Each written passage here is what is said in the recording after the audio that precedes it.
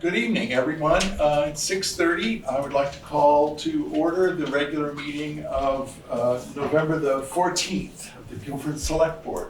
And welcome to everyone here in the room, and welcome to everyone who's online.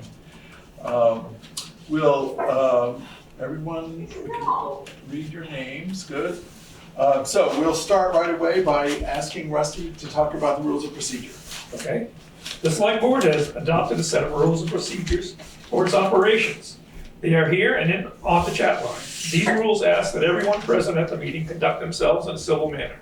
Additionally, on every chair and in the chat online, there is some basic information which includes how to contact Select Board members, how to secure a spot during the community comment portion of the meeting, how to get onto the agenda, how to communicate board via mail or email. Thank you, Rusty. Thanks very much. Okay, so then we move right along to the community portion of our meeting where we welcome the public, and I turn it over to Miranda. Okay, and today we're pleased to have Linda Lemke come and tell us about an exciting program. Hi, can you hear me? Yes. I'm here for the Conservation Commission. We are hosting our first program at the new Broadbrook Community Center on Thursday. And we hope lots of you come from Guilford. We're open to people coming from other towns too. We have Commission member Steve Szynski, who's been taking photos of wildlife on his property for the past 6 years. And another Guilford neighbor, Jimmy Carlin, who lives over on the west side of town, has been doing the same thing on his property for about 6 years. So they've been working together to put together a program to show the wildlife that they have observed using trail cameras that they've set up on their property. And they're going to show the videos and photos that they've taken, answer questions, and give lots of tips to people who might be interested in trying something similar on their property. So come if you can. It's 7 o'clock on Thursday night. Thanks very much. Thank you so much. It sounds like a really exciting project. All right, thank you, Linda. Thanks very much. So we'll move right ahead in our agenda. We move now to the area of the agenda called Changes to the Agenda, and there is a change this evening. And I'll read it and then move or just ask permission of the Select Board that we add this. Pursuant to 1 V.S.A. Section 312 D3A, any addition to or deletion from the Select Board agenda shall be made at the first act of business at the meeting. So we are amending the agenda this evening to include a motion to repair an out-of-compliance issue according to V.S.A. Section 310.5. This item will be added to the agenda. Item number 8 under new business. It will become now letter G under new business tonight. So, all right, Select Board okay? Yeah, we are. I'll second. Do you need a Okay. motion? I don't think we need to move it. I Okay. think we can just Well, agree if yeah, we're all very comfortable. Yeah, okay, we got that on. All right, thanks very much. Okay, then I need to entertain a motion. Here you go, Richard. I need to entertain a motion to approve the minutes of our regular meeting of October the 24th. I so move. I will second. Thank you, Veranda. Is there any discussion on that agenda, on that set of minutes? Excuse me. All right, I'll take the roll call. Richard. Aye. Michael. Aye. Rusty. Aye. Veranda. Aye. And Zahn says aye. So the minutes of October 24th are hereby approved. Then we also need to have a motion to approve the minutes of a special meeting conducted on November 2nd. I so move. I second. Thanks, Rusty. Is there any discussion about those minutes? Thank you. So Richard. Aye. Michael. Aye. Rusty. Aye. Veranda. Aye. And Zahn says aye. So those minutes of the special meeting of November 2nd are hereby approved. Now we move to the section of the agenda that we turn over to updates and discussions, reports. And the first section that we'll look at is the highway report. Normally Dan might be giving that, but he's on vacation, a well-earned vacation. So Sheila will be providing that report for us this evening. Thank you. So I just wanted to report that Dan and his crew have completed a remarkable number of paving and repair projects this year. Many of these projects were delayed since from 2020 and 2021.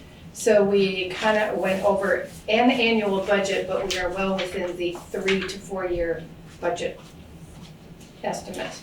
So they did Heinsberg Road, Guilford Center Road from Route 5 to Tater Lane, and from the Old Town Garage to Sweet Pond and School Road.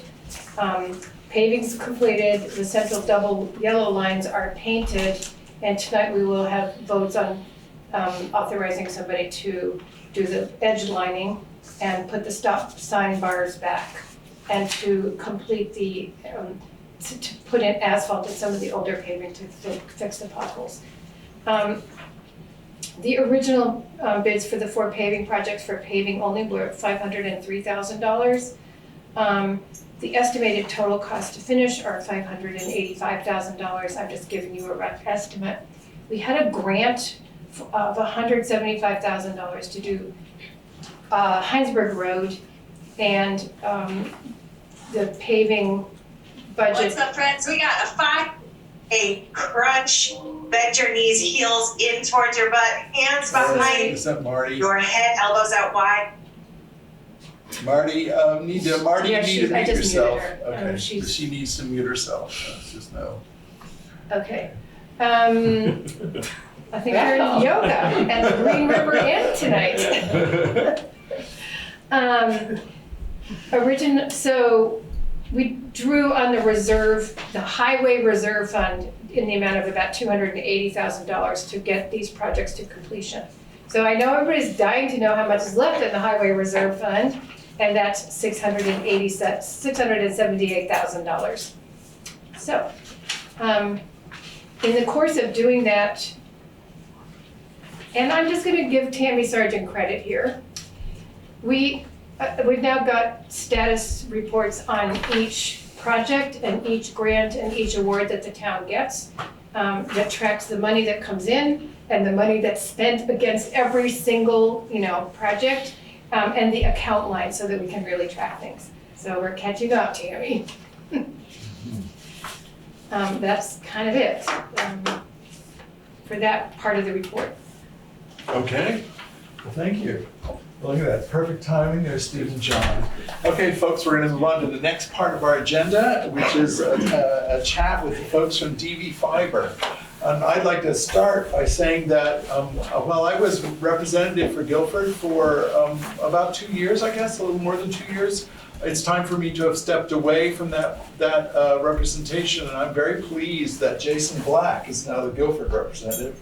Thank you, Jason, it's wonderful. Thank you. And Lynn Pancake has stepped up to be an alternate to DVFiber. So now Guilford has 2 alternates in Michael Becker and Lynn Pancake, and also with Jason leading the pack for us. Stephen John is here tonight. He is the president of the the chair, excuse me. Chair. The chair of DVFiber, the organization, the 24 town district.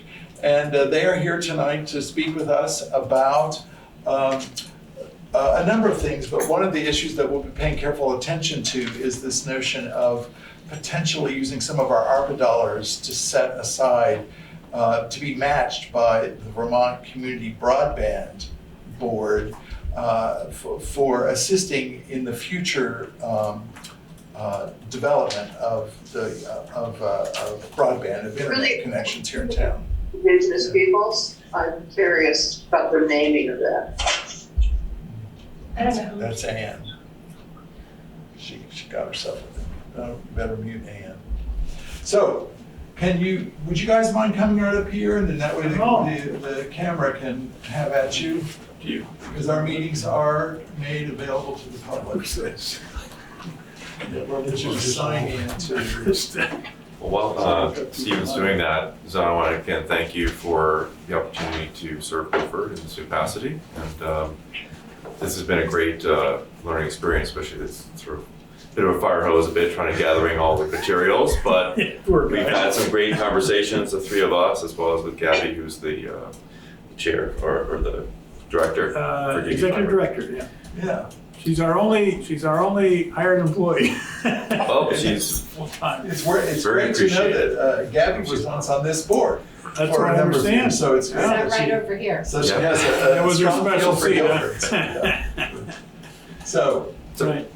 turn it over here. Well, okay, so I was introduced to the chair. Now, how did I become the chair? Well, there are 24-member towns of this Deerfield Valley Communications Union District, and that was made possible by legislation back in 2019, I think it was, that enabled towns to vote to form a special district, like a water district or a fire district, that sole purpose was to get everyone connected to high-speed internet. And that was the purpose of the legislation, and they didn't promise any money at the time, but 5 towns, Marlboro, including Marlboro, Halifax, your neighbor Halifax, and others voted at town meeting day on 2019, I think it was, like March 2000. No, it was 20. Maybe it was 20, the law was in 19. Time flies when you're having fun. Anyway, so then a number of other towns joined, including Guilford. And you did that by your select board. That's the more common way to join a communications union district once it's formed. So, as you may not, how many of you are on the board then? 1, 2, well, okay, so most, I don't need to. Okay, Rusty came on very soon after. What's attractive about the proposition is that when you join this communications union district, there isn't any risk to your taxpayers. There's no liability for taxpayers. So how the heck do we run it? Well, they were going to have to borrow money and build as we borrow. But this ARPA funding came into the state, and Governor Scott decided to put $150 million into this project. So it's allocated by the number of unserved or underserved locations in your town. So your town earned a little bit, and Marlboro earned a little bit more because we're much more poorly served. And but that money then amounted to about 25 million. We got 4.1 million originally for a pre-construction grant where we did our planning, got our design, got organized, paid for a lot of legal services, and bought with that about 300 miles of fiber. So we have that in hand. We're not too worried about whether we're going to get fiber to hang immediately. And then we got a $21.9 million grant, and that one, I think it's 21.4, sorry. That one is for us to actually do the construction, hang the fiber, and that will cover, we think, 513 miles, we hope, of construction.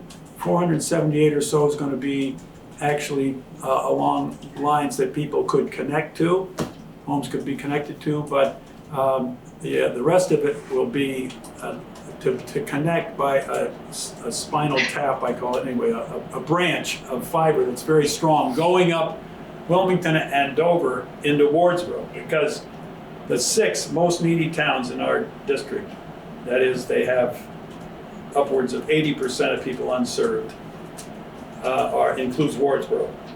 And one advantage you have is that you are critical to the ring, the southern ring that serves those towns, with this second ring being developed up towards Wardsboro. So visually, the plan is, and we had to submit a plan that would design to guarantee everyone connection, no matter whether you're served or unserved. It's a universal design.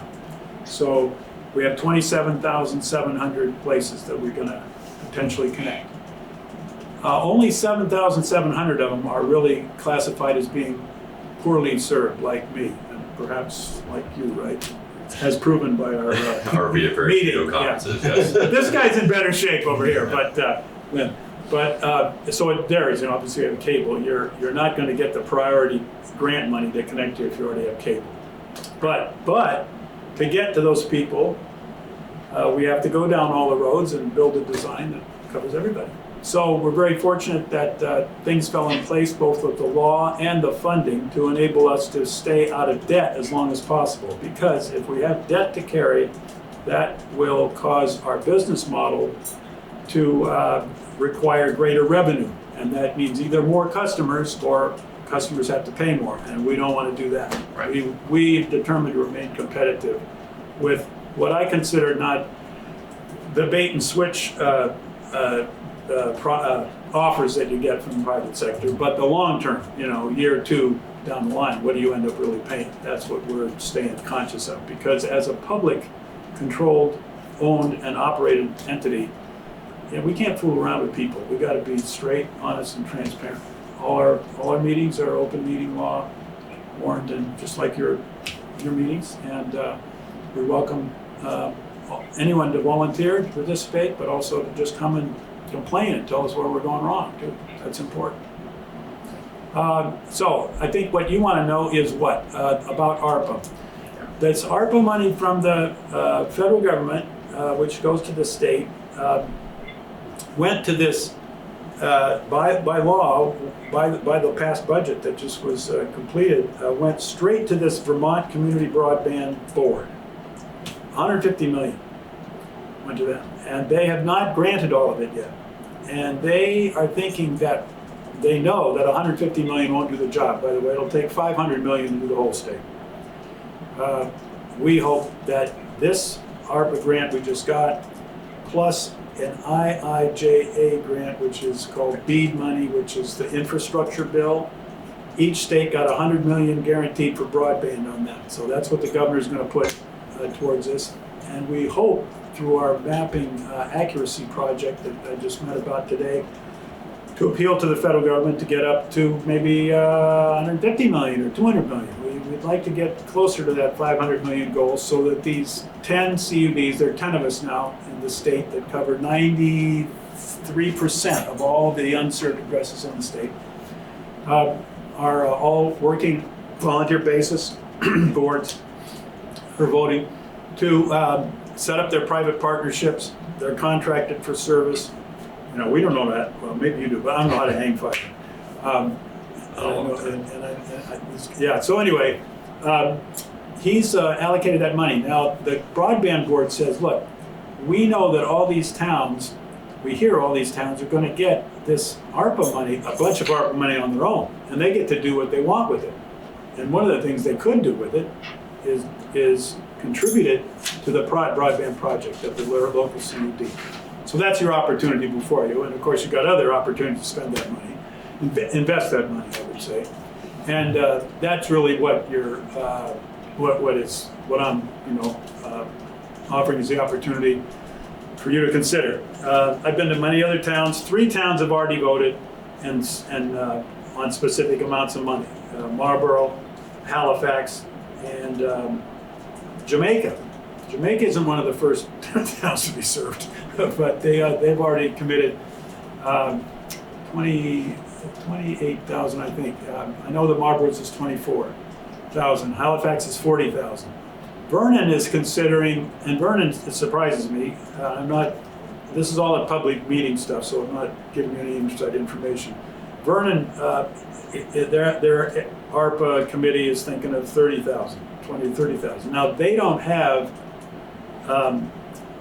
They're going to be, towards the end of the line. I mean, I'm talking 4 or 5 years, 4 years for them, something like that. In your case, part of your town will be served in the very first phases, 1 and 2. We have 7 phases now of construction, but not very many people. They'll be connected because they're near to Halifax, or an area that is in a design fiber service area that covers about 200 households. That's what the design structure is of this. It isn't town by town line. It's by these little branches going out. Served by this big ring that'll go approximately across East-West Route 9, Wilmington, down to Stamford, across Whitingham, Halifax. You guys, I don't think it's going to cut through Vernon to go up to the Brattleboro location. And the places that we connect to the outside world are Reedsboro and Brattleboro. When I say the outside world, our net of fiber has to connect by light to the big net of fiber that's run by about 4 major companies in the world. The big internet is actually owned by them and maintained by them, and they sell parts, service from it down. We're probably down about the 5th layer or something like that, 4th layer. But it's all on bid. It's all on, it's all on bid. So that's one thing that's one of the things we have to pay for, besides actually getting the job done. I guess I should leave with questions. The thing is that Marlboro decided to have sort of a general help people get connected, intending that it would be for people who needed the help financially to really get connected, because the federal government gives, for people who are qualified by income, the federal government, FCC, has an ACP program which gives you $30 a month to pay your help pay your reduce your costs per month. And that would probably be sufficient, but the board has decided we have to make sure this is accessible to everybody. We'll raise the money, grants, we'll find the money, donates, we'll figure out somehow to make sure that everybody get connected. Because that's the whole purpose of this. We're gonna just divide society against between those that have and those that have and those that don't. You know, it's not helpful. When it comes to bandwidth, yes. Bandwidth, sorry, yeah. Well, that's what We don't control everything. This is just bandwidth. Yeah. This is fiber.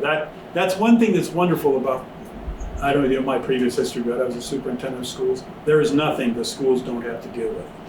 There's no law, there's no lawsuit, there's nothing we don't have to deal with, taxation, whatever. But discipline, everybody. I don't have to worry about that now. We just focus on one thing, that is getting this built and getting everybody connected.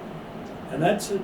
You know, I'm sure there are days, meetings you have where you wish that maybe you only have one thing to deal with. But I know these select boards have to deal with a heck of a lot more.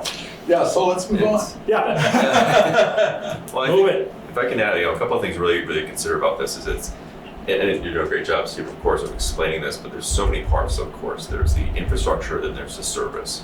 And when you're looking at a major project, especially at a statewide level, the infrastructure has to take the priority because it's just like any other public utility. You've got to build the poles, you've got to lay the wires, you've got to bring the access, you've got to light the room. When it comes to bandwidth and internet, it's exactly the same. So when we're talking about this, trying to reach the most underserved populations, these are individuals that don't have access to Comcast or Xfinity. These are folks that can't get a reliable telephone signal in some current cases. Because remember, this is going to provide for Wi-Fi calling. There's a lot of benefits that can come to this to really bring up some households that don't have the possibility because of location or because of some other component that's blocking that access. So the investment for right now of looking into the ARPA funds is really about sort of making almost like a layaway contribution to this, because we know this is going to be several years worth of work that's going to take place. And while I'm down on Route 5, some might be over on Sweet Pond, you may not all get access all at the same time. You're making the long-term investment into the community that the community will have that singular line of commonality over time. And what it does do for folks like me who are going to have to wait longer with Xfinity is we've got competition now. Xfinity's got competition. I can price match a little bit better. Before I moved to Vermont, I lived in a community where we only had Cox Communications. We had no competition. It was either that or we don't have Wi-Fi at the house. And as a remote worker, it was impossible for me to do my work without putting out a pretty large monthly expense to accommodate for that. So I just wanted to make sure that the group understands that this is not just like building a public cable company. It's a lot more to that. And I know you know this from your experience as well. Yeah, let me follow up just on one thing I forgot to say. So we're going to move on. This investment, certainly you can donate money for whatever restrictions you want to make as a board on it, and we would respect those. In other words, the DVFiber board will respect that. We will earn a match from the Vermont Community Broadband Board that's equal to that. So, whatever you donate, it's going to earn for the whole entity a match, which will help us further along. That's really why, and the timing on it from the Vermont Community Broadband Board's point of view is May 31st. And they're also lining the towns up. So, the earlier a town makes a decision, the more advantage it is to the CUD. But This is good timing. We'll want to move on this. I had one question. Yes. Yeah. Is this in writing somewhere? Because in Yes. order to Yes. present it to the, Yeah. the proposal actually. Yes. That you just spoken, so that we can present it to the ARPA Right. committee at the town. yes, Okay. yes. That's great. Just so we know, our ARPA committee is aware of it and is looking at it. There's a calculator that they provide that can help us figure out exactly what kind of costs might be workable. Gives you ballpark figures. We don't, Yeah. we don't pretend to be omniscient about that, but we certainly know the question is, well, how much? What's Right. So that's something we'd be happy to meet with That'll help us figure out. our committee. All right, let's see a question here from Steve. Yeah, Steve Unke, Green River. If is there any cross-border cooperation like with Coleraine and Leiden, Mass? Unfortunately not. They all got served, I think it's called a Whip City or Whip It, and that was also a similar semi-municipal kind of collaboration of those towns. But that was paid by the Massachusetts legislature. They really paid for that whole thing. And so we've learned something from that. We have friends who are connected there. But we couldn't follow that model. That we're really bound by state law in terms of this kind of municipal entity. Thank you, and I see a question from Jamie Durham. Jamie?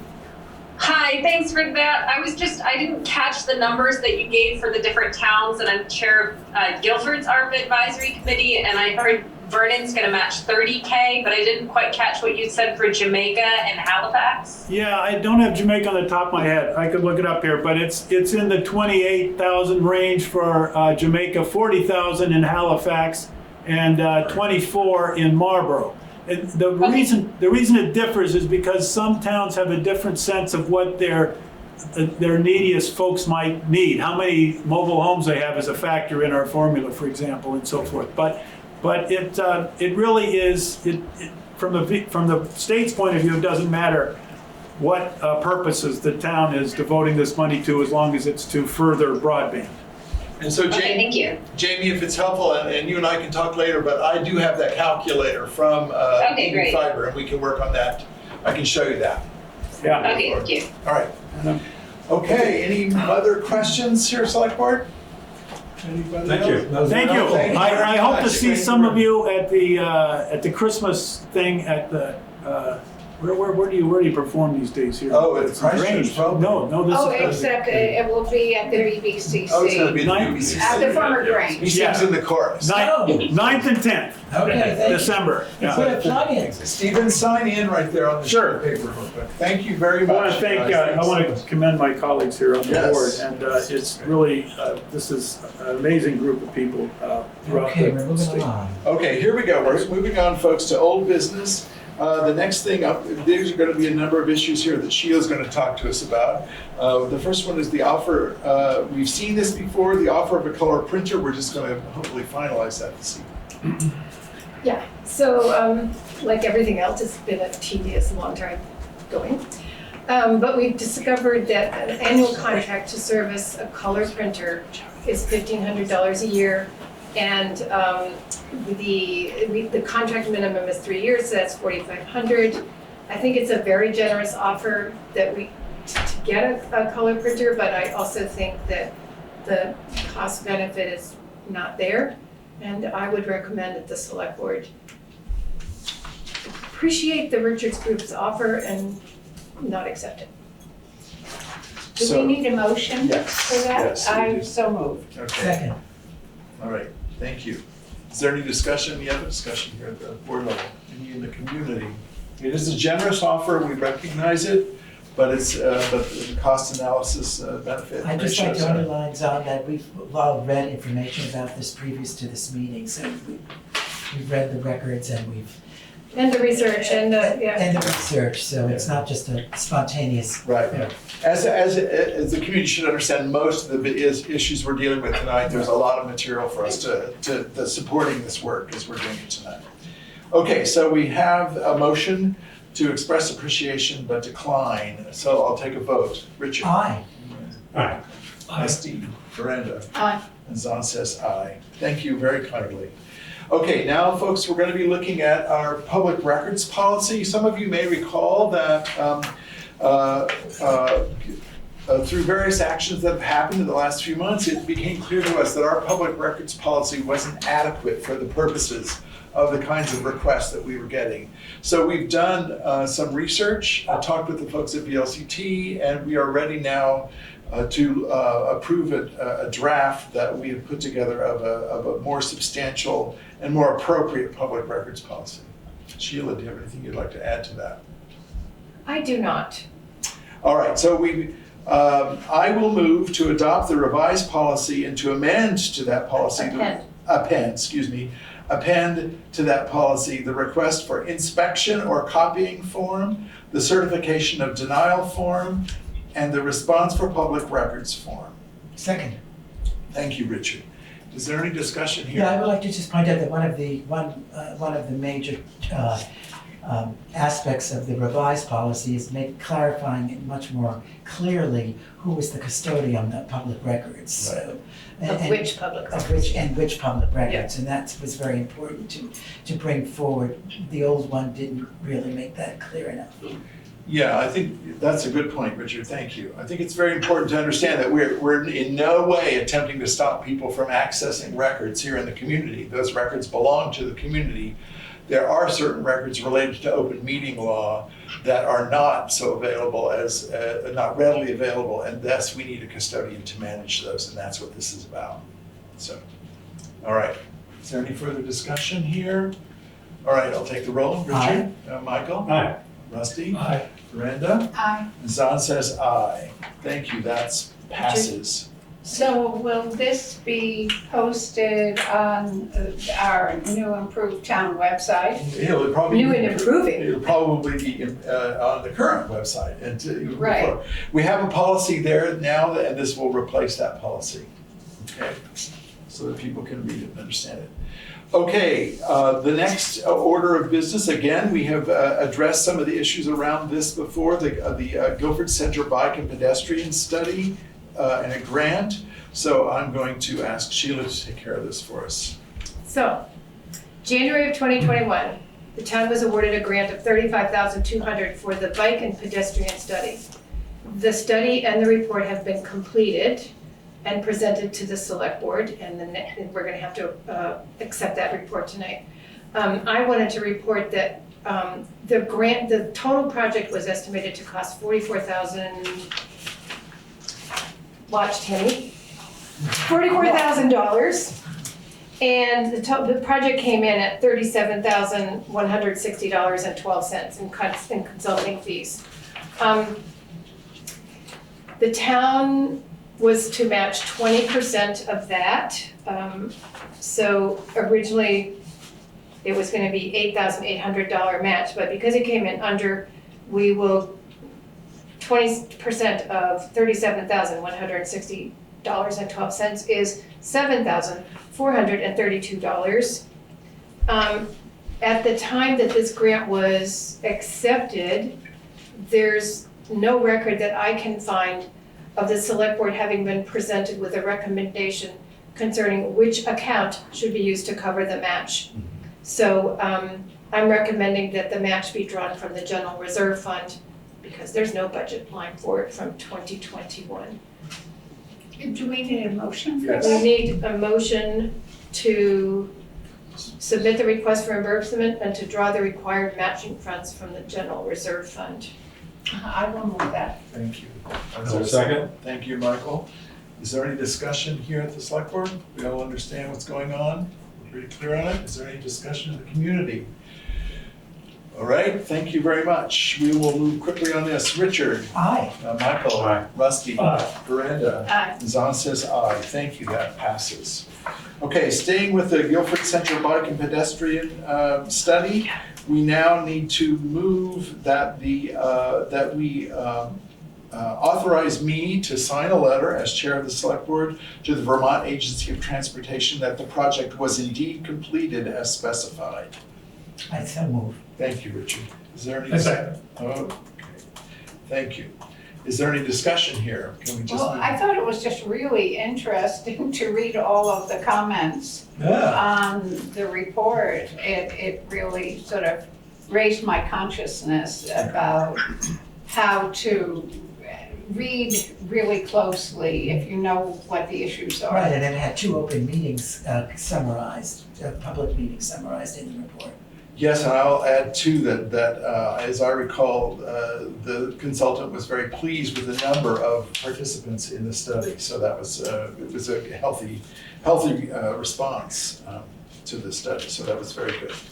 So all right, if we approve this here in a moment, I can then sign the letter. So Richard. Aye. All right, Michael. Aye. Rusty. Aye. Veranda. Aye. Zon says aye. So And- that passes. And I just, oh, I'm sorry.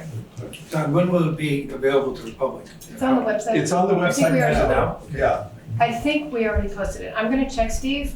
it'll be tomorrow if it's not available, or in the next couple of days. Yeah, I would check. Tammy? That, I was wondering, by accepting the study, is there a next step, or are we finished looking at this topic? What exactly is this turning into, or is it not turning into anything? It's not necessarily turning into anything. The point of a study like this is a feasibility study, so we have the evidence that they're providing. So then I would think that, I'm not saying that this is going to happen, but my guess is that the planning commission would look at this as a potential for a document that they might want to put into some future planning, but I don't know anything about that. So it's not as if the select board probably will start acting on it or anything like that. It will only, any motions forward would only come toward the select board. So we have no more financial obligation that we're gonna Correct. keep That's pursuing? as far as I understand. Yeah, it's a big deal. Yes. So without such a feasibility study, there's no possibility for getting grants for any further work up towards a bike or a pedestrian safety path, you know.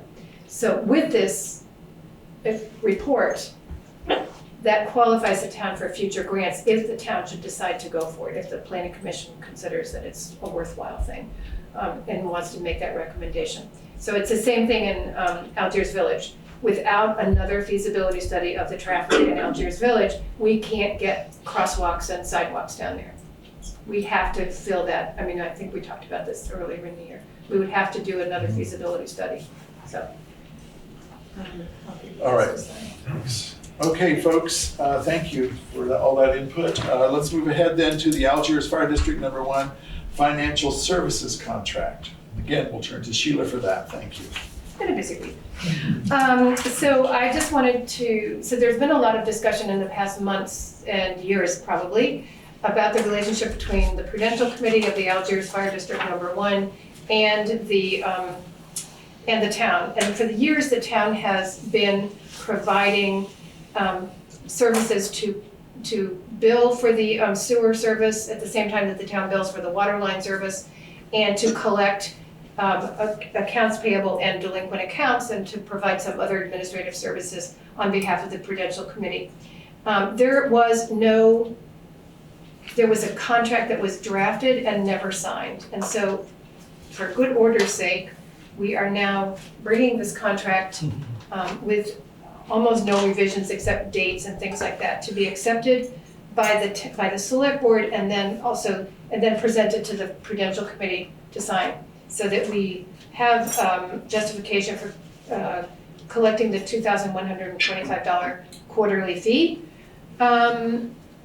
And the Prudential Committee has signaled their intent to honor this contract, to sign and honor this contract. So you need a motion? I need a motion. I'll do We need that. a motion. Thank you, Richard. Is there a second? I'll second. Rusty, thank you. Is there any discussion here at the select board? Does everyone understand well enough? So the Prudential Committee has sort of enhanced its capacity to do this. I think we've been doing it right along, but it's Okay. just that So we're they kind have of, actually. we're just kind of formalizing. They were it. trying to go in that Yeah, direction. Yeah, But, so now what they've been doing is working, their bookkeeper's been working together with Penny to get things up to date. And then I've been working with the Vermont Housing something fund, VHAF, to get people with delinquent accounts, to get them grants to pay for their Oh, delinquent right. accounts, so. all right, so we'll take a vote here. Richard? Aye. All right, Michael? Aye. And Rusty? Aye. Veranda? Aye. And Zon says aye. Thank you very much. That passes. All right, folks, now we will move on to the next order of business in the agenda, which is in new business. We will begin a series of discussions here. The first is the downtown and village tax credit. The Vermont Division of Community Planning and Revitalization awarded a tax credit to Guilford in anticipation of the completion of the Guilford Free Library expansion and renovation project. As that project was not undertaken, as it stood in the description, that award can be reapplied to a different community that will benefit from it as long as the select board returns that award. So I would move that the board would authorize me to sign a letter advising of the town's inability to use this award. And as I understand it, we can, if this project or another one comes forward, we can then reapply for a new tax credit. Second. All right, thank you, Richard. Is there any discussion here at the board? Okay, any discussion in the town? Tammy? Yeah, I have a question. I don't understand the tax credit. What exactly is the tax credit and how much is it? I'm not sure I'm gonna be able to. So there's a tax credit of $30,106 to help underwrite the costs of facade and cost improvements. And that money was awarded. This credit must be claimed within 3 years of the award date on a Vermont income tax, insurance premium tax, or bank franchise tax filed with the Vermont Department of Taxes. So it could have been used to offset tax liability beginning in the first year in which the building is in service after the work was completed.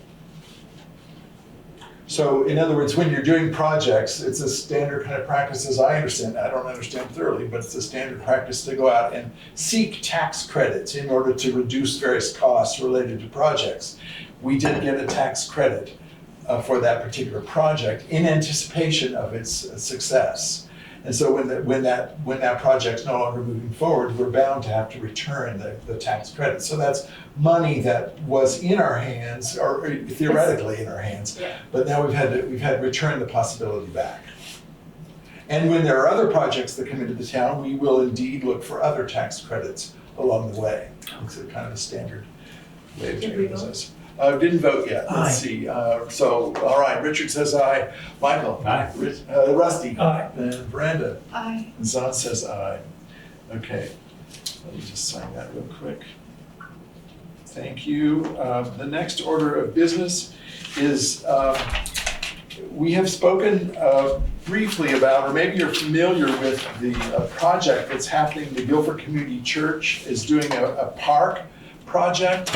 And they're working through Act 250 to begin the work of this of the park. They need to make a number of adjustments to the reality, this physical reality of the space. In order to do that, they need a 250 permit. So they have to go through all these various steps, and they're asking the select board to simply write a letter of support for the project. It's not making any commitments other than that we think it's a project that we think is Act 250 needs to at least look at and consider. That's basically what we're saying. So let me just understand, well, I guess if we want Let's to get get a it on motion. the table. Yeah, is there a motion? Want to make a motion? Oh, sure. All right. I move that we do this. All right. I'll second. Thank you, Michael. All right, so then your question. So we're not endorsing the project that the church is putting forward by doing this. We're merely saying that they can advance On the their. 250 process. Yes, Yeah, okay. we're enthusiastically supporting that they make this application Mhm. and that they work with the Act 250 folks to make it work. Okay. But that's the extent of our commitment. Any discussion? All right, so I'll take the vote. Aye. All right, thank you. Aye. Rusty. Aye. And Miranda. Aye. Zon says aye. Thank you, that's taken care Excuse of. me, Zon, does Yes, a letter actually have to be written? yes. Okay, you got it. And in fact, it's very pro forma. We actually asked them to write the letter for us. And so long as it fit within our guidelines, which it does, then we just move along. All right, now we're going to talk about traffic control contracts. And in this business of talking about these traffic control contracts, I'm going to be very interested to hear what Sheila has to say about some of the efficacy of our work so far. All right. Everybody ready? So, we have 2 speed signs, radar speed alert signs, one at opposite La Roque's business driveway, and the second opposite D&E Paul's Road. Interesting, I've shared graphs of with people, but I will say that, and I've talked to Mark Anderson, the Windham County Sheriff, who has advised me that the research shows that 80% of the drivers slow down to the speed limit or closer to the speed limit when they get to these signs.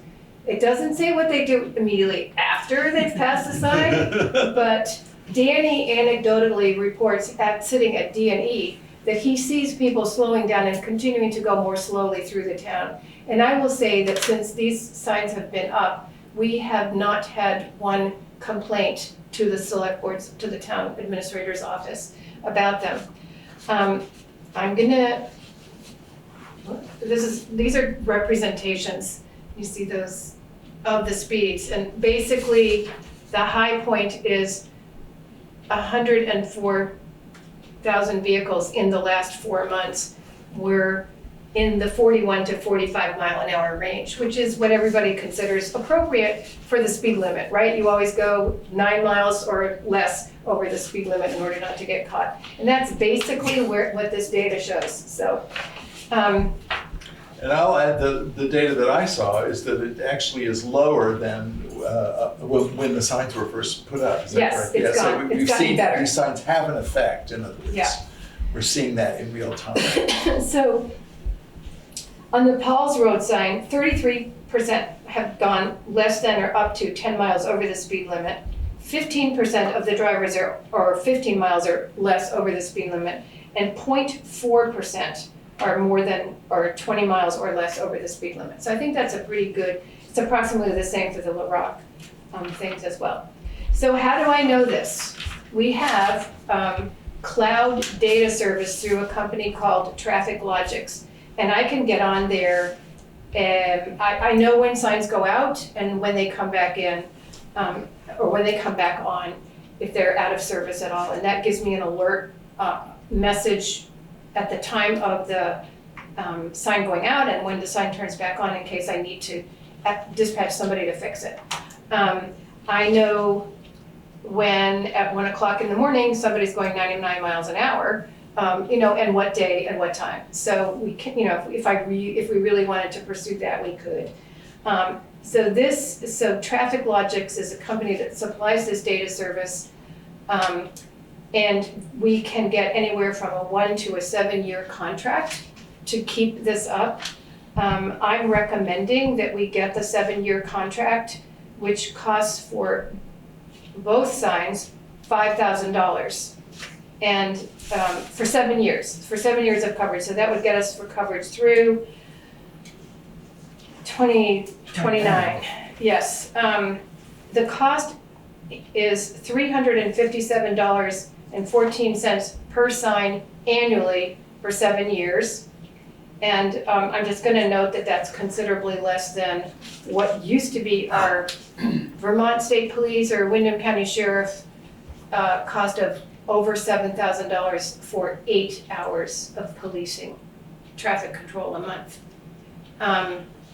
And we also could move these signs, or we could get some more and add on to because I know there's a problem on, Gordon was mentioning Heinsberg Road, and then there's problems that we haven't heard recently on Weatherhead Hollow and Guilford Center, obviously.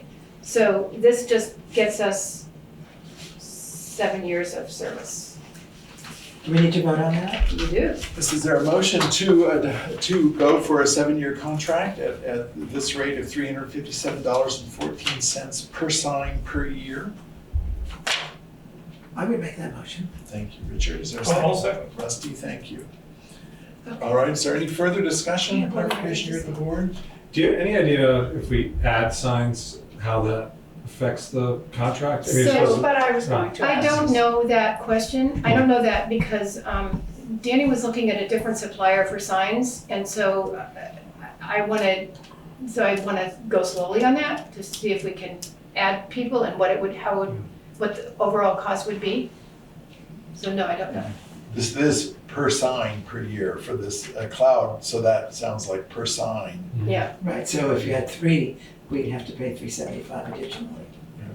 or maybe less if we have more signs, I don't know. Depending, I don't know, you don't have to look at it, but yeah, so that we can cross that bridge when we get But there. would that be retroactive? In other words, if we signed on to this contract and then we added more signs, I wonder whether there would be a bulk rate. Yeah. So I don't know, and I will wait for requests from the select board to investigate more signs.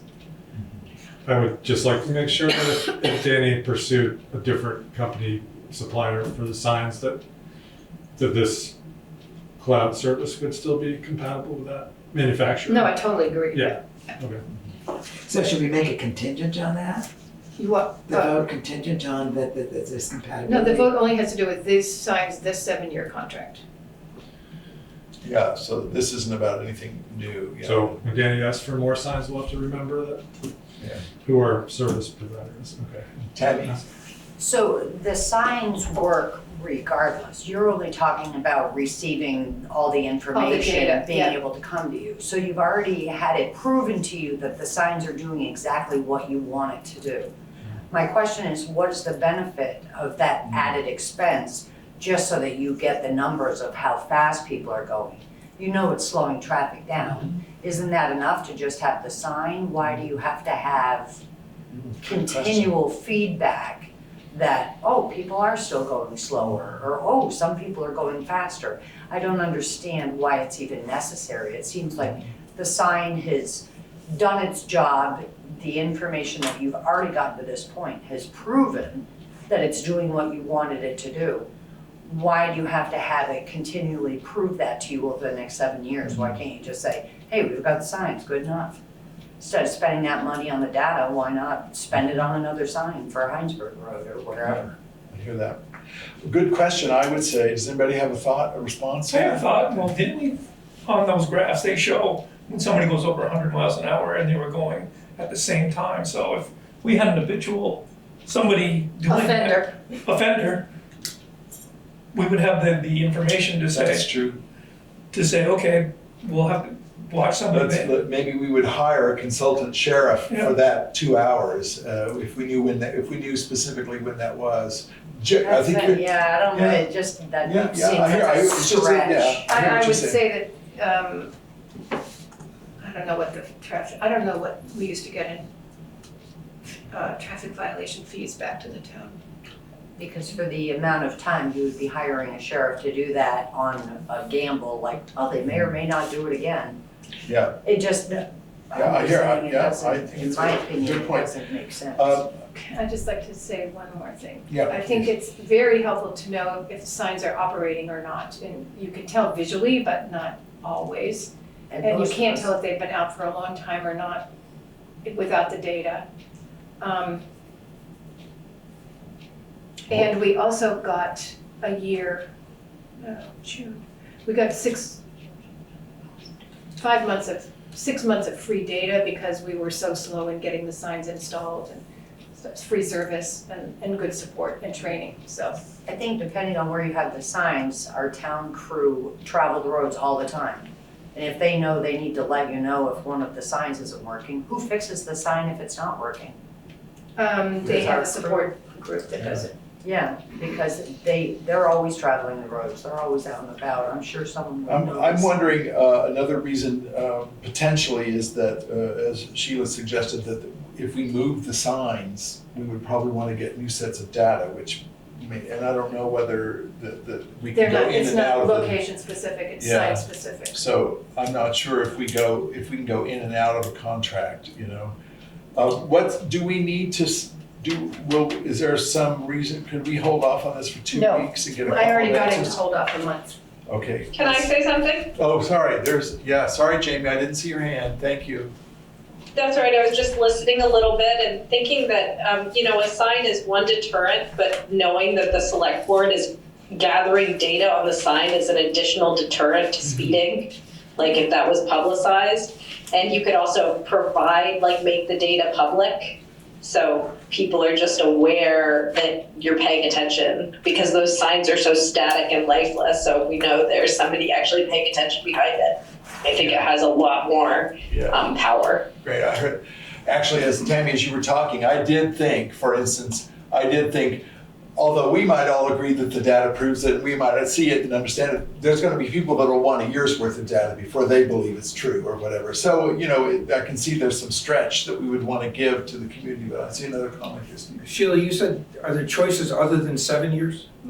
What are they? 1 to 7. So how much does one more year cost?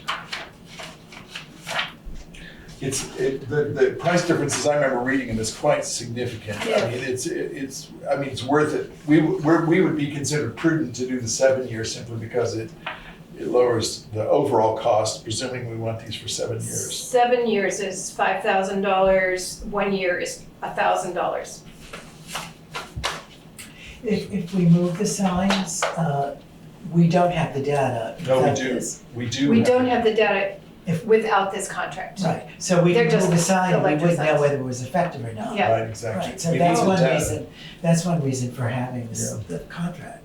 Right. And if we do want to pursue some kind of traffic signage in Algiers, I mean crosswalks and all that, I'm imagining that the data from that area would be significant, I mean, if that weren't so much on my mind, I would probably agree with Tammy that just having the signs and people slowing down would be adequate.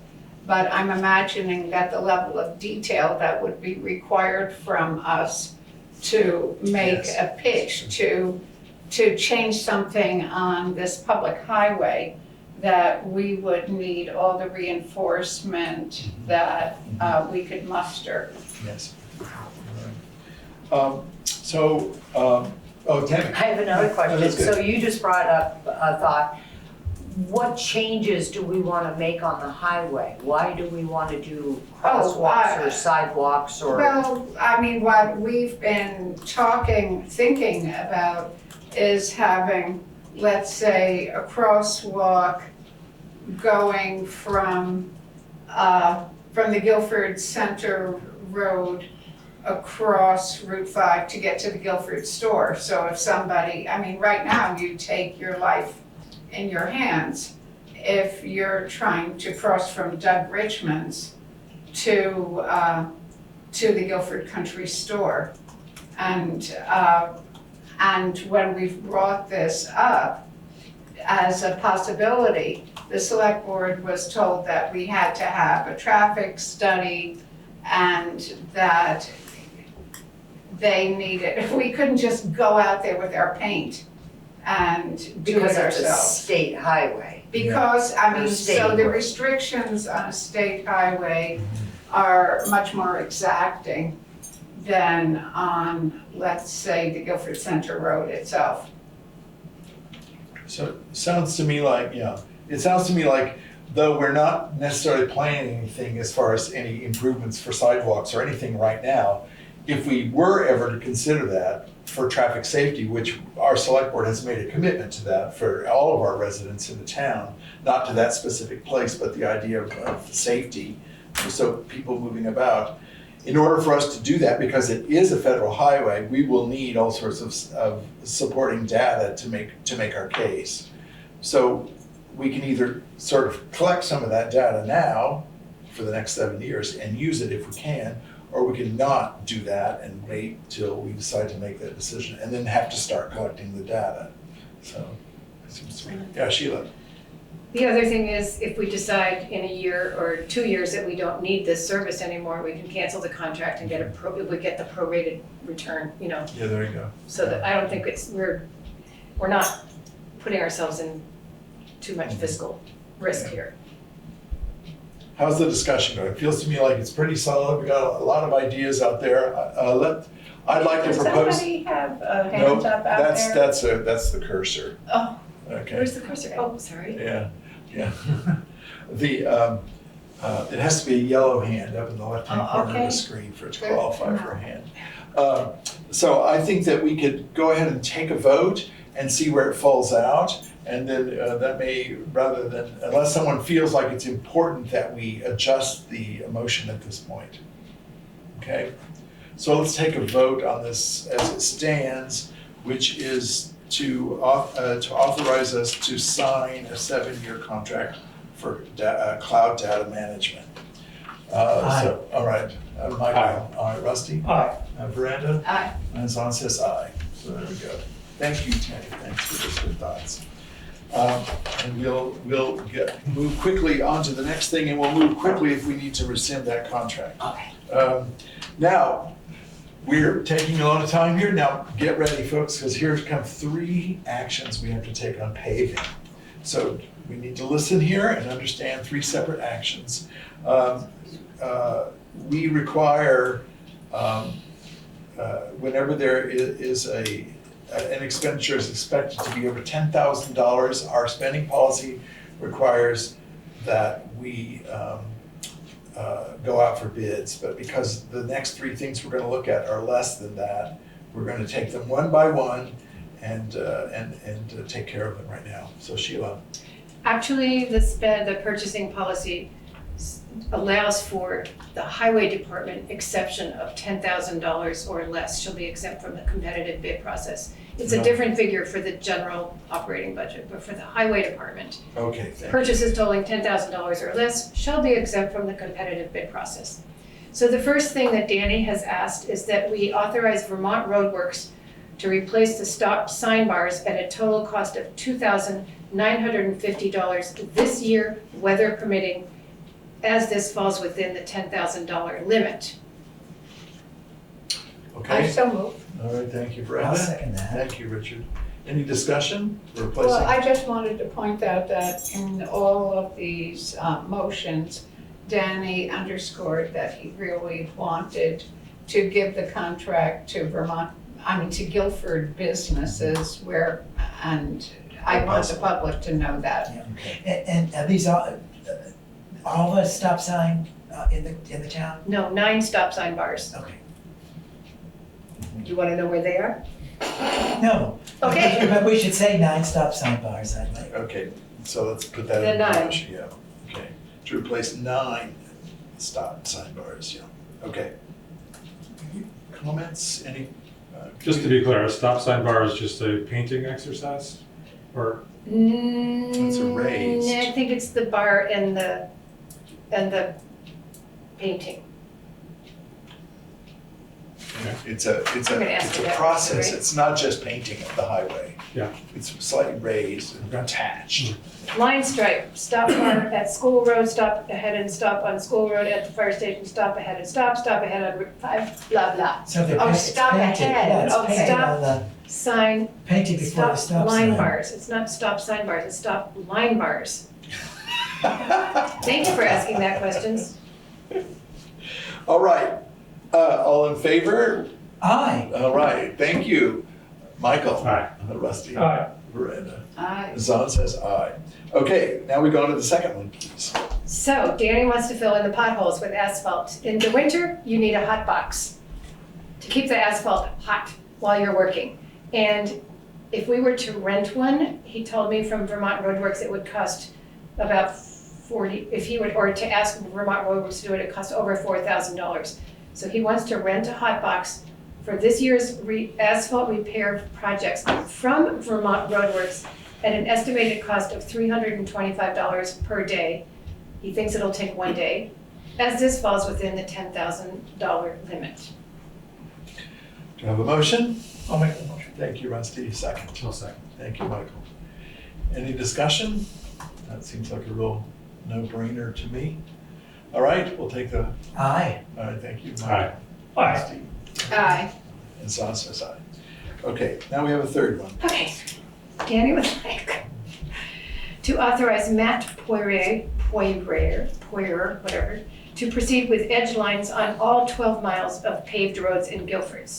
We've done about 4 to 4.5 miles of new paving, but when he does the edge lines, he does all the lines on all 12 miles. So that is 24 miles times 5,280 feet equals 126,720 feet at 0.075 cents per foot, which is a total of 9,504 estimated total cost.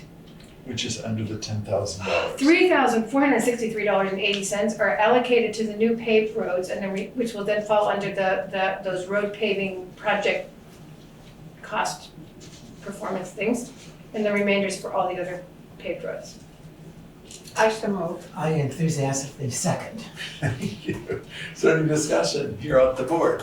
Any in the town? Oh, I would just say it's important to have edge lines on the roads. I mean, Otherwise, everyone's driving toward the center. Yeah, no, I've to find tried their it that lately, and it's Yeah. really important to have Yeah, them. exactly. And some people are getting older and have cataracts too.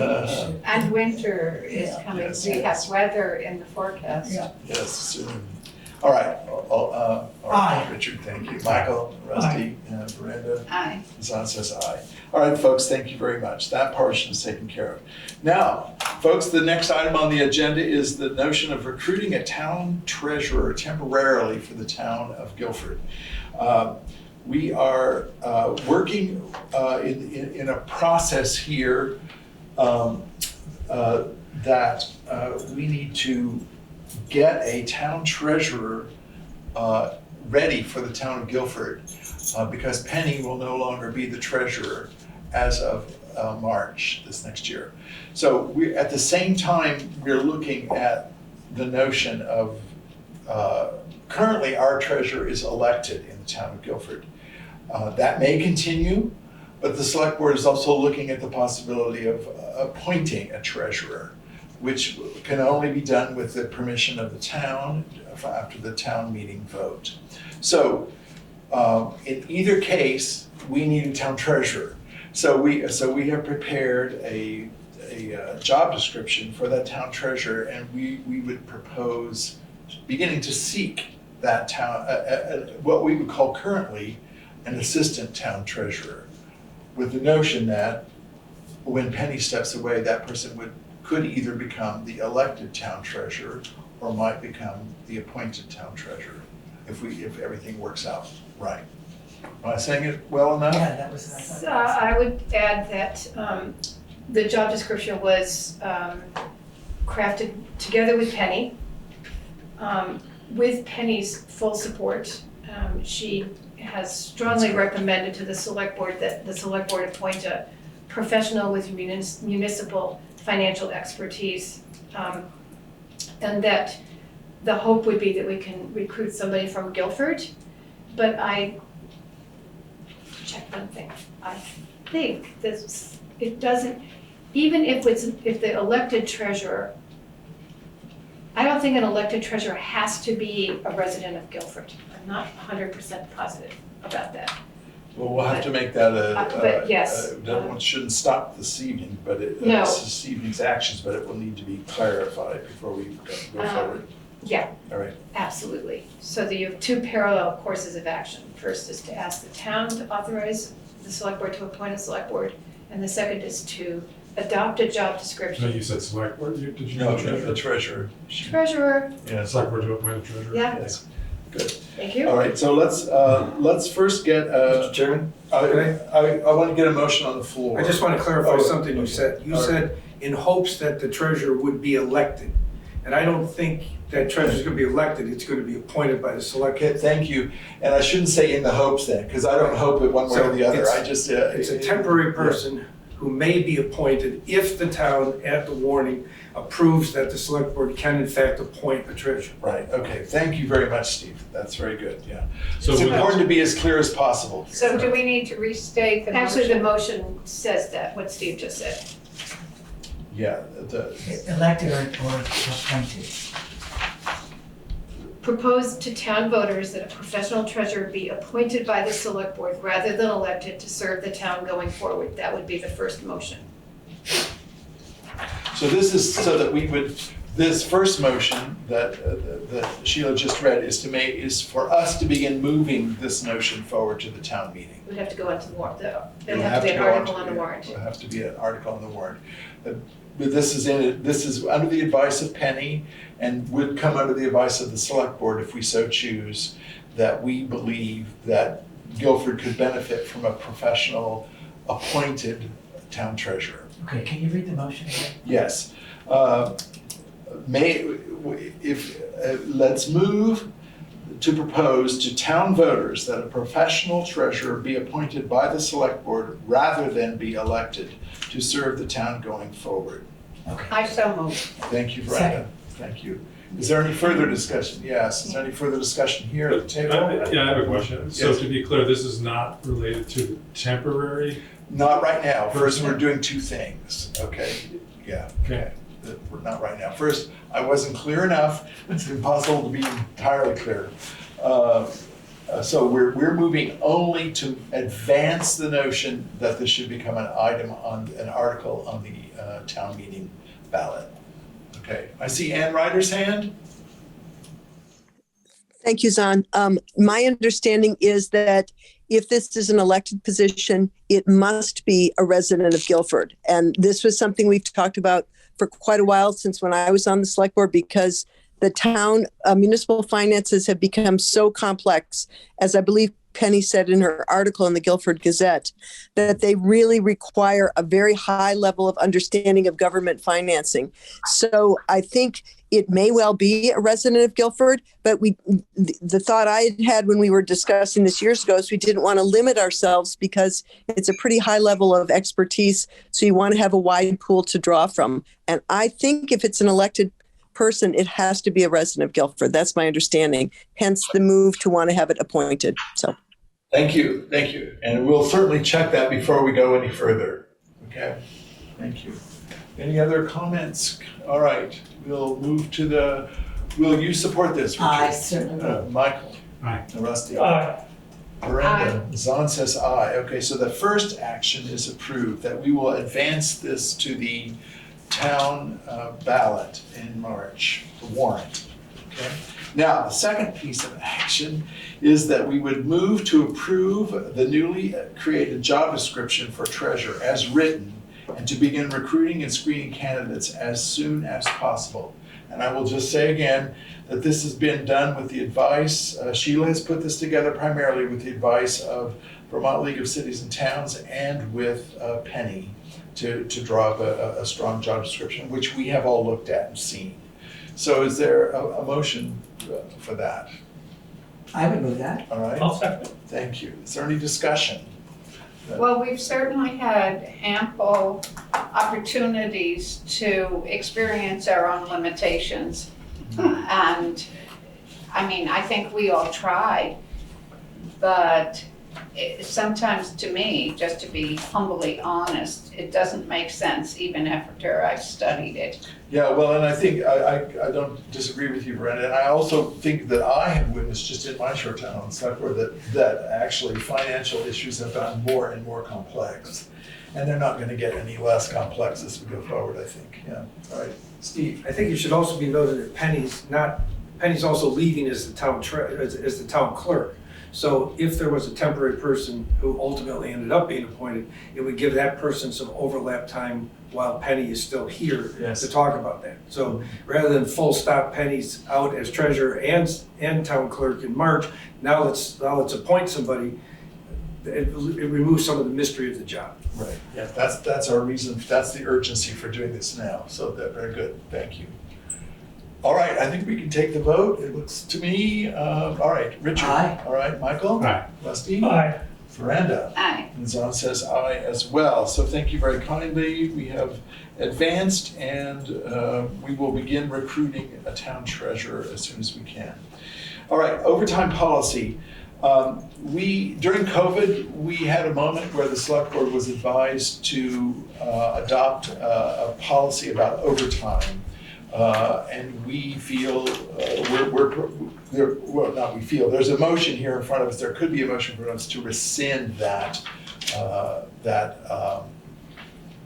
ban. It was a ban on overtime hours.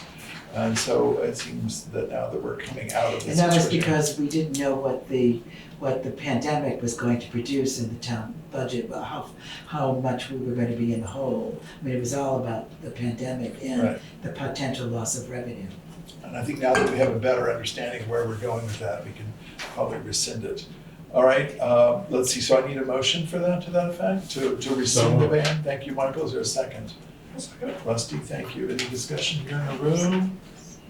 Sheila, no?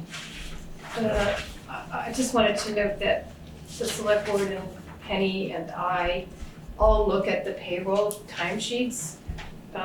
Just make sure that work hours are reasonable, that nobody's working an excessively demanding schedule, and to ascertain if staffing is adequate to the demands of each position. So it's not like this is just allowing everybody to work overtime willy-nilly. It's still, everything is being monitored, so. Right. And we do have, we have also budgeted for overtime. It's part of a natural process. We're just returning to a previous moment in our natural life. Which is refreshing. Yeah, it is, yeah. One step away. It's a housekeeping issue. All right, so we'll take the vote. All right, Michael? Aye. Rusty? Aye. Miranda? Aye. Zan says aye. Thank you very kindly. Okay, all right, it's just up here at the top? Yeah. Okay, the next thing on the agenda is this piece that we've added. And folks, I need to explain a little bit, and then I need to read a little bit, just so we're very clear about what's going on. It has come to the attention of the select board, thank you to Jason Herron, that we were not fully in compliance, have not been fully in compliance when we have called special meetings. The reason for that is that statute is very clear about what steps are to be taken during a special meeting in order to prepare for a special meeting. It also, though, that part of statute does not point you to the other part of statute that you need to know about, which is a definition for a particular term. And when you put those two together, which the Guilford Select Board had not been doing, when you put those two together, it puts us out of compliance. So I will read this statement here.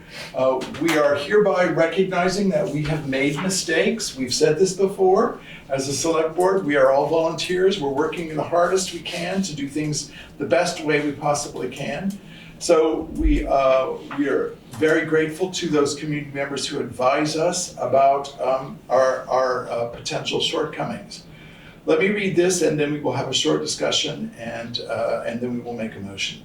The select board has received a notice that it may not have complied with the open meeting law when scheduling special meetings for itself and commissions and committees. Pursuant to 1 V.S.A. Section 312C2, at least 24 hours before a special meeting, a municipal body is required to 1, publicly announce the time, place, and purpose of a special meeting, and 2, to post the notice in or near the clerk's office and in at least 2 other designated public places, and 3, to give oral or written notice to all members of the public body. While we believe we have complied with that requirement, that's part of statute, we have recently been made aware that pursuant to 1 V.S.A. Section 310.5, the definition of publicly announced includes notice given to an editor, publisher, or news director of a newspaper or radio station serving the area of the state in which the public body has jurisdiction, and to any person who is requested under subdivision 312C5 of this title to be notified of special meetings. Given that no one is requested to receive notice of special meetings, the select board may not have provided the notice to any media outlets for special meetings dated November 2nd, 2022, or for an ARPA advisory committee special meeting dated November 8th, 2022, or for prior special meetings.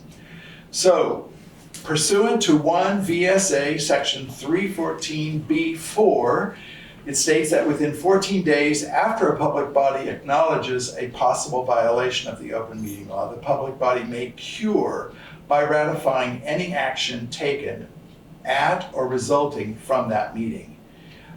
So I will move that the Select Board hereby cures this possible violation by ratifying any action taken at or resulting from the Select Board meeting, special meetings dated, from special meetings dated November 2nd, 2022 and November 8th, 2022, as well as any action taken at or resulting from any and all special meetings that were not properly warned under 1 V.S.A. Section 312C.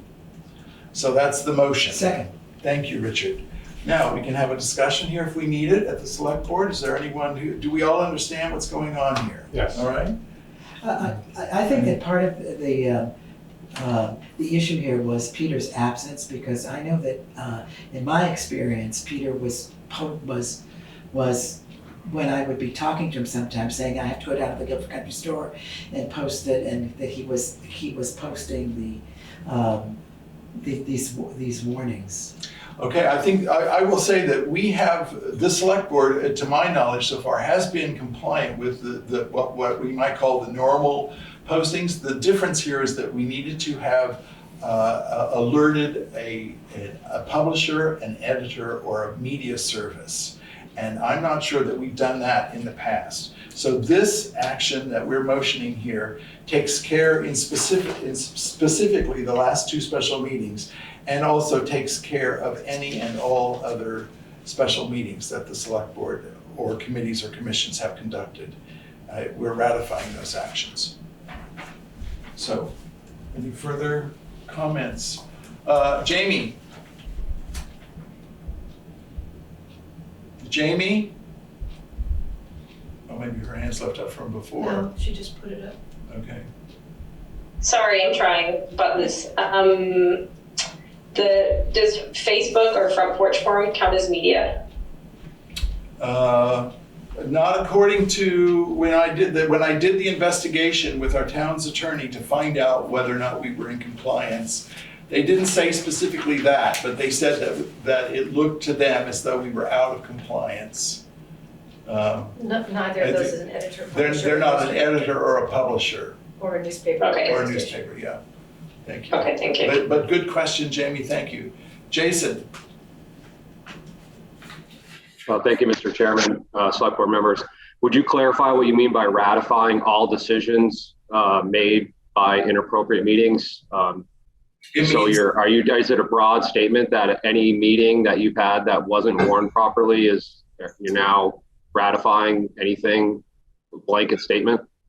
The way I understand it is that it's not that we're ratifying the meetings, we're ratifying any actions that were taken at those meetings. So all actions taken at an inappropriately posted meeting, you're ratifying now and saying that's yes. okay? Yes. You think that's appropriate at all meetings, at any possible meeting that were violated? You're going to ratify all decisions right here as a blanket statement?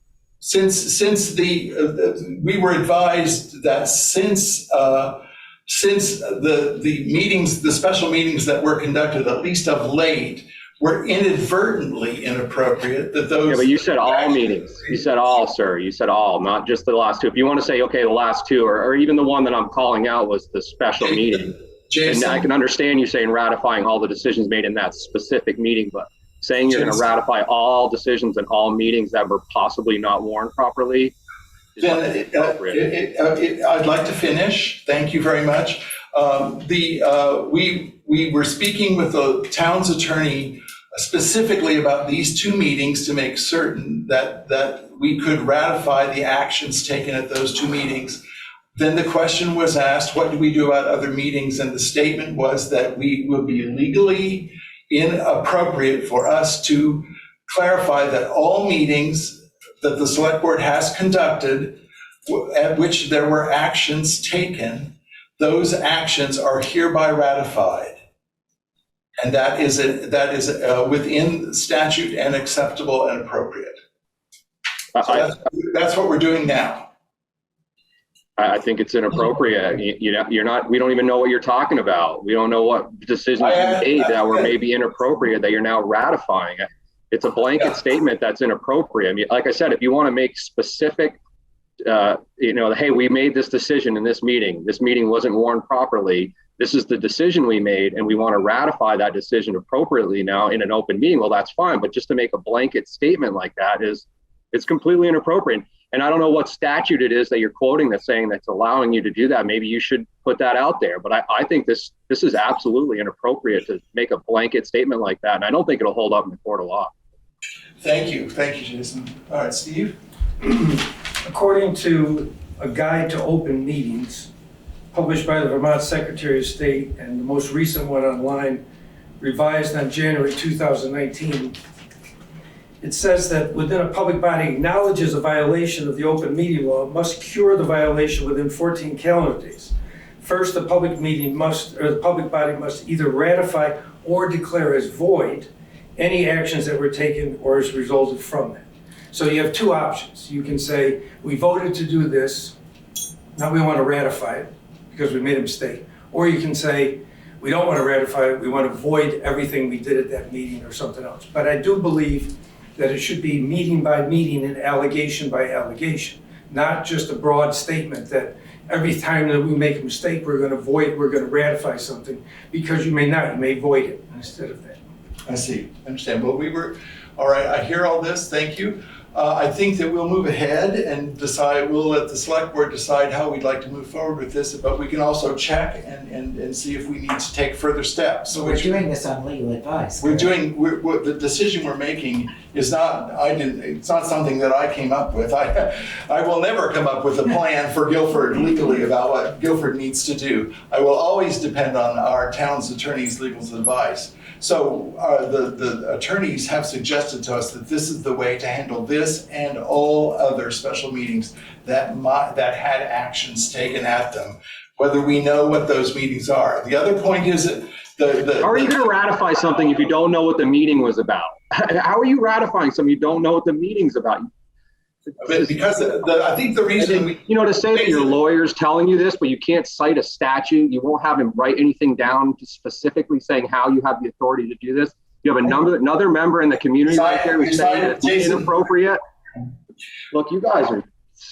Yeah, we are, aren't we? We're very impressive. We're admitting that we made a mistake and we're doing our best to straighten. You're trying to cover it up now. You're not just admitting it, you're just saying a blanket statement that you're covering every basis that you've ever had by saying you're ratifying everything that may have happened in an inappropriately warned meeting. So you just made that, and you're saying that the lawyer is giving you advice to do this, but the lawyer is not writing anything down. He's not putting anything out for us to hear. We can't listen to him. We're just taking your word for it. And I'm telling you right now, and Mr. Lemke's over there telling you the same thing, that's inappropriate. Yeah, you're still going to move forward and vote on this like it's somehow, we're just supposed to take it. It's just Jason, I said to everyone in the room that we would move forward and we would check to see whether or not we need to take further action. Then I think you need to table the item. I don't think you should vote on it. Thank you very much because you're voting on it now. Thank you very much for your opinion. If you don't table it, then let's table it. Thank you very much for your opinion. Thank you very kindly for your opinion. We're moving ahead with legal advice.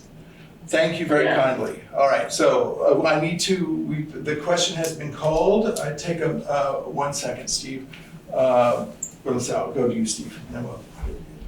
So the same document that I quoted from says that if you think that an open meeting law violation has occurred, pardon me, the first step for somebody like Jason Herron to do is to submit a written notice to the public body alleging a specific violation and requesting a specific cure. So you can't just say there's been a violation. You have to say there's been a violation and this is what I, the alleger, think is a cure. Did that have a cure on it?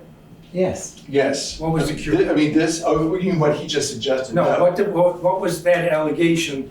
Did it offer a cure? It said that you didn't notice the. No, there was no allegation. It simply came to our awareness. There was no written allegation. It came to our notice. All right, but past allegations, I don't believe. No, let's not go there because in fact. But I'm just saying, going forward, if there's an allegation, it has to come with a specific cure. Yes, I think that's absolutely clear. Okay, so we have calling the question is here. Because I'd like to make that clear. So you're saying that ratifying now will not have any effect on the open meeting violations that I've already claimed. Or are you trying to get out of that by saying that you're ratifying all of those inappropriate behaviors by this motion? The question has been called that we will. Would you please answer the question, sir? Come on.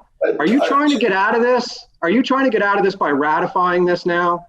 Is that what your move is here? Absolutely not. Absolutely. Then let's table the topic because this is inappropriate. Yeah, this is absolutely inappropriate. Will you answer the question? Are you saying that the allegations that I've made previously that the select board is aware of, you are now saying that you are ratifying those decisions based on this allegation now? Is that what's going on? Are you going to claim that this is a way for you to get out of those? Jason, we have business here at hand that we're dealing with. We're not trying to get business. This Jason, is the business we are we're not talking trying to get. It's not the business. I'm sorry. The business at hand is that the question has been called. Thank you. So let's consider We whether have to vote on calling we have to the vote question. on calling the question. So there's been a motion to call the question. May I have a second, please? Second. Thank you, Michael. Is there any discussion? Thank you. Richard? Aye. Aye. Rusty? Miranda? Aye. Zahn says aye. All right, so we will call the question. I will read it one more time. The board hereby cures this possible violation by ratifying any action taken at or resulting from the special meetings dated November 2nd and November 8th, as well as any action taken at or resulting from any and all special meetings that were not properly warned under 1 V.S.A. Section 312C. All right, so You already have a motion. we have a motion. We have a second. Yeah, so now we've seconded. Now we need to take the vote. Aye. Richard? Aye. Michael? Rusty? Aye. Aye. Miranda? Zahn says aye. I will also state that the select board adopts the following measure to prevent future violations. So here's the second motion we're going to take right now. That the select board now, we will move to hereby direct the town administrator and or the assistant town administrator to email notification of any special meeting to an editor, publisher, or news director of a newspaper or radio station serving the Guilford area at least 24 hours before any special meeting. That's a separate motion that we're taking now. Second. Thank you. Is there any discussion for that? It's a good practice. idea. Good idea. All right, I'll take the vote. Richard? Aye. Michael? Aye. Rusty? Aye. Miranda? Aye. Zahn says aye. Thank you for that very much, folks. This is, okay, finance. We will go on and look at the warrants now. Thank you all for your patience. Okay, I move that we take a deep breath and All for that. pay the following warrants. Payroll week 10/30/22 for the sum of $6,278.61. Payroll week 11/6/22 for the sum of $6,344.55.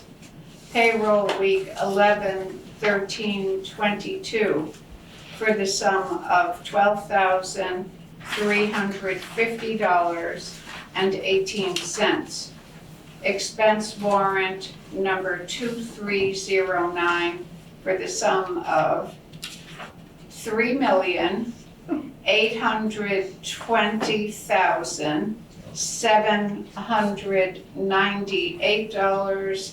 $3,820,798.12. F and W warrant number FW06. 9. Oh, I'm sorry. I got rattled. FW09 for the sum of $127 for a total of $3,845,899.46. I think it's 98. Second. Is there any discussion? Yes. The most profound expense here is our education payment of $3,395,902.78. We've already discussed the paving, the amount that paving has cost. We also paid rescue our allotment of $50,922.44. There are county taxes for $20,000. Our payment to Wyndham Regional for $5,198.38. And for primarily unanticipated legal expenses, we have in this period $4,030. And that's, may I ask you, is that 1 month of legal expenses, Miranda? That is, I believe, from October through November. I can tell you. October 15th, I think, when I saw it. October 15th to, well, it would be between. It's about a month. Yeah. All right, is there any discussion here? I didn't hear the number, the legal number, what was it for a month? Oh, yeah, it was $4,030 were the primarily unanticipated legal expenses. Thank you. Any discussion here at the board level? Thank you. I see Jamie Durham's hand.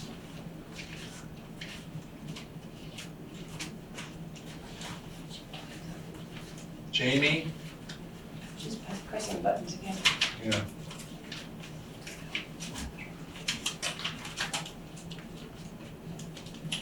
She maybe stepped out of the room. All right, Jamie, we'll have to go ahead without your comment, I'm afraid. Oh, yeah, she pulled it off. Okay, thank you.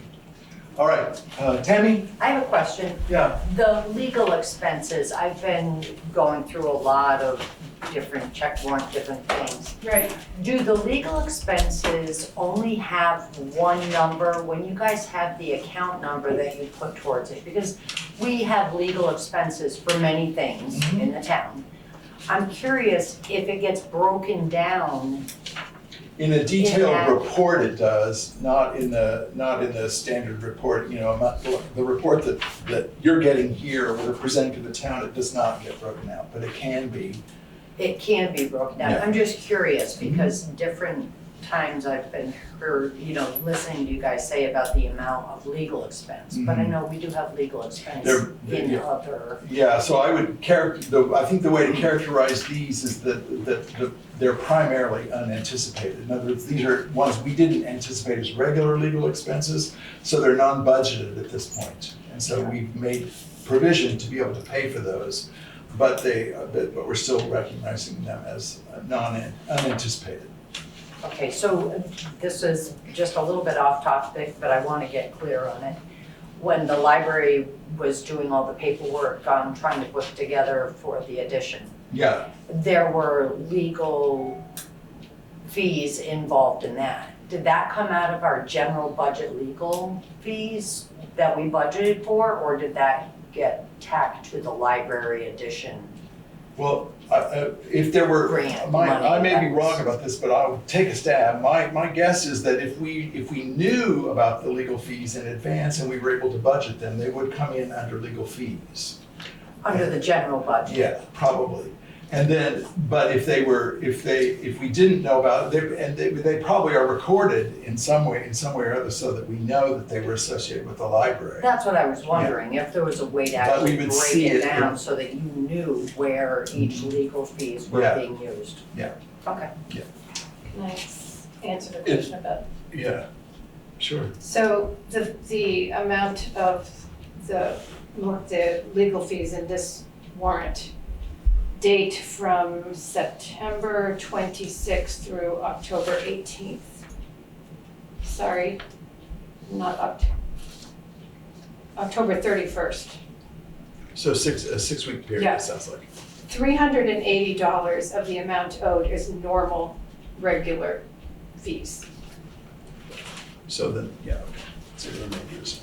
Yes, that's why I subtracted that figure from the total amount that was paid in reporting out to the public, that this $4,030 were primarily unanticipated because I subtracted the amount that we had anticipated. Okay. Second, you Any did further second. questions? All right. Richard, shall we approve these warrants? Yes. Did you second? No, I mean, shall we? No. Did we have a second? Yes, I did. I Oh, seconded sorry. it. So now I'm asking you to Aye. vote. All right, Michael. Aye. Rusty, Brenda. Right, aye. Brenda says, I know, it's very rattled tonight. And Zon says aye. All right, thank you, folks. Now, at this point in the agenda, I just want to let people know that we are moving, there's no other business, which is the next point on the agenda, and there are no communications for tonight. So the next order of business is that we would go into executive session.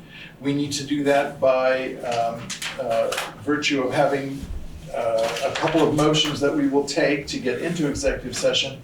And I'll say to everyone here that there will be no business, presumably, after the executive session. So we will put everyone, after we voted, we'll put everyone online into the waiting room, and folks here in the room will have to ask you to step up.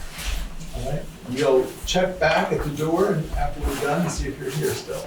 Good, thanks very much. Thanks for coming. Oh, really, See you around. thanks. All right. So I will move that to move into executive session because we find that premature public knowledge of privileged attorney-client communications for the purpose of providing professional legal services to the select board would clearly place the town at a substantial disadvantage. So we need a second. I can second that. Thank you, Richard. All right, we'll take a vote. Richard? Aye. Michael? Aye. Rusty? Aye. Miranda? Aye. And Zon says aye. And then we need a second motion, which is to move into executive session to discuss attorney-client privileged communications under 1 V.S.A. section 313A 1F, and for evaluation of a public employee under V.S.A. section 313A 3, and to invite Assistant Town Administrator Sheila Morse to join. May I have a second? Second. Thank you, Michael. We'll take the vote for that. Aye. All right, Michael? Aye. Aye. All right, and Brenda? Zon says aye. At this point, everyone will be moved into the waiting room. I had a question. Yes. You said you're going into executive session for attorney-client privilege, but you didn't invite the attorney. The attorney's not going to be there for your attorney-client privilege? I don't even understand that question. No, they're not going How do you to. have attorney-client privilege if the attorney's not there? It's to discuss attorney-client privileged communications. Privileged communications. Yeah, with the attorney. With the attorney. It's attorney-client privilege information. You have to have an attorney there to make it attorney-client privilege. Other than that, it's just privileged information between the select board. Look, No. Go into your meeting. I understand. Thank you. I move that we come out of executive session at 8:37. And there was no activity taken. Yeah, so, No action. so could I move that we come out of the executive session? I'll second that, John. All right, thank you. All right, so Richard, how do you Aye. vote? All right, Michael? Aye. Rusty, you want to Aye. come out? Miranda? Aye. All right, and Zon says aye. So we come out, there was no action taken during the meeting. Welcome back to folks that are on the call still. So the actions, there were no actions from the previous meeting that need to be authorized this evening. This evening, though, however, we have a number of actions. So bear with me as you're signing your papers. I'll just record these. We approved 2 sets of minutes for a regular meeting on October 24th and a special meeting on November 2nd. We voted to, yes, that would be great. Okay. I can do it too. We voted to not accept the printer from the Richards Group. We voted to revise the records policy, public records policy. We voted to return a grant for the Guilford Center Bike and Pedestrian. We voted to accept the Guilford Center Bike and Pedestrian study. We voted to accept a financial services contract for the Algiers Fire District Number 1. We returned a tax credit to the Vermont Division of Community Planning and Revitalization. We voted to authorize a letter of support for the Guilford Community Park. We agreed to traffic control cloud data management for 7 years. We agreed to 3 highway department purchases, one for stop signs and stop sign bars. We agreed to a hot box, it's called, for asphalt.